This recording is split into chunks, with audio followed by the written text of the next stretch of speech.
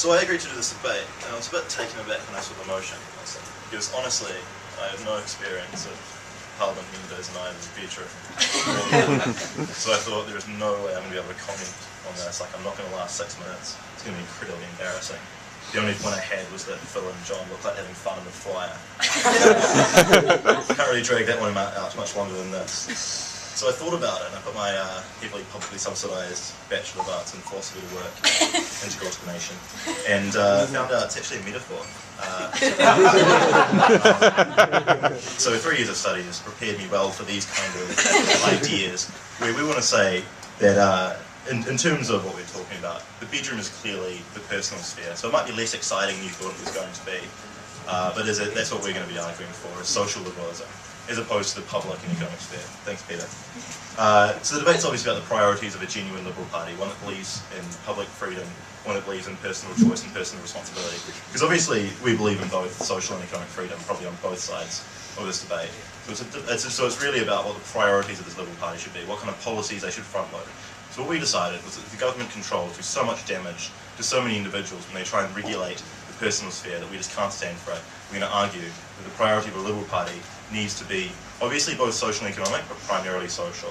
We think that the party needs to focus on things like allowing homosexual couples to adopt their own children, things like allowing homosexual couples to have actual equality when it comes to relationships. And in terms of fighting ridiculous government prohibitions on alcohol, on cigarettes, and on drugs like marijuana. And I've got 2 points to talk about. So firstly, I want to talk about the principles, about why there is so much damage done by government controls in these areas that it's disgusting. And then secondly, I'm going to talk about the image, about how this can make this Liberal Party seem a lot nicer and build a different constituency than they have at the moment.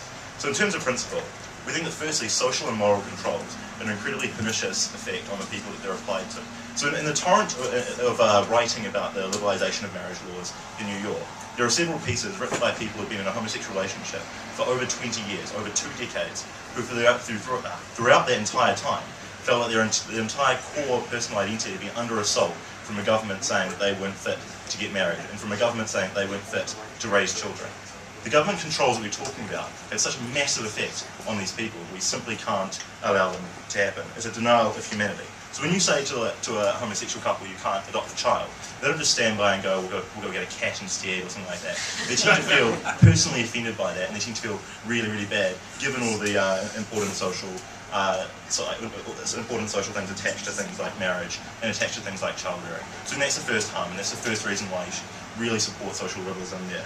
But secondly, in terms of prohibition, in terms of the consequences of prohibition, we think that these far outweigh some of the reasons to do it. Because typically the political discourse is all about how we can stop these kind of things, all about how we can crack down, and all about how we can get individuals to stop using things like marijuana and chronic.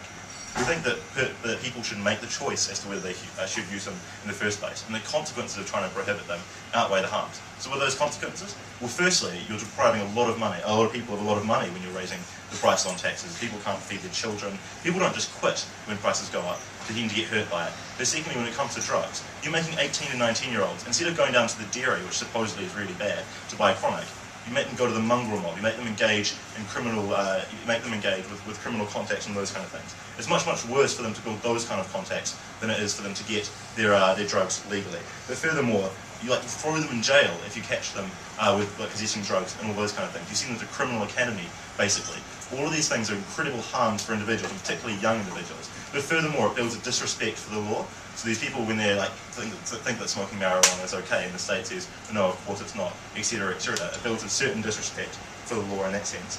And people are also afraid to get treatment because they think that maybe they're going to be thrown in jail for using those drugs. You're locking them away from all of these things. So the harms to individuals are really, really great when it comes to drugs. We think it needs to be liberalised. But furthermore, there's an incredible amount of discrimination that goes on. Because when it's a victimless crime, when two people both want to use drugs and purchase on each other, then when the police want to try and intervene in that, want to try and prevent people getting drugs, they have to basically profile, because no one's going to report that, oh, that man sold me weed the other day and it was really good.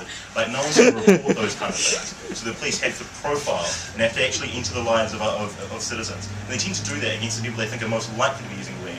So if you're white middle class, and it sounds outrageous, but if you're white middle class, you're less likely to be caught with drugs because you're less likely to be searched in the first place. That's a disgusting effect of socially illiberal policies, one that we're not going to uphold. So this witch hunt narrative damages individuals far more, and it's something that a Liberal Party that cares about people needs to prioritise. So in terms of image, this is the second kind of area we think. So we think that a Liberal Party can improve its image. We think that when it comes to political discourse, things that are socially liberal tend to be much more friendly and tend to be perceived as sort of much more upstanding things to do. Because when you're standing up and defending the rights and the choices of gay individuals who want to adopt a child, you seem like you're upholding something really important. And it's really important when the perception of a party that seems to only mainly front-load economic stuff, it can become quite bad, right? Because when you push economic things, it's hard to shake the kind of perception that you're only pushing these policies because they benefit you directly. So when your party is filled with people who are successful businessmen and businesswomen who have built their own wealth and have a large amount of personal wealth, it seems like all of the economic kind of freedoms that you're trying to push are economic freedoms that benefit you. So if you own a house, or 2 houses, or 10 houses, it seems like it's in your own self-interest to push these kind of things. So it's much more easy to dismiss that party. But when you stand up for things that clearly don't affect you, things like gay adoption or things like the use of marijuana for individuals who are like doing their private lives, you seem like you're standing up for something that's good, something that's important. It moves that perception and that kind of stuff.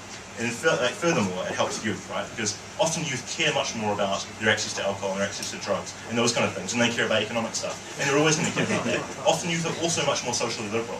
We know that like the liberalisation of marijuana laws are practically inevitable within some of our lifetimes, to the extent where if we get involved and get on that boat now, in the future, that Liberal Party is always going to seem like the party that has pushed those genuine values and those kind of values of personal choice right from the start and can build a constituency there.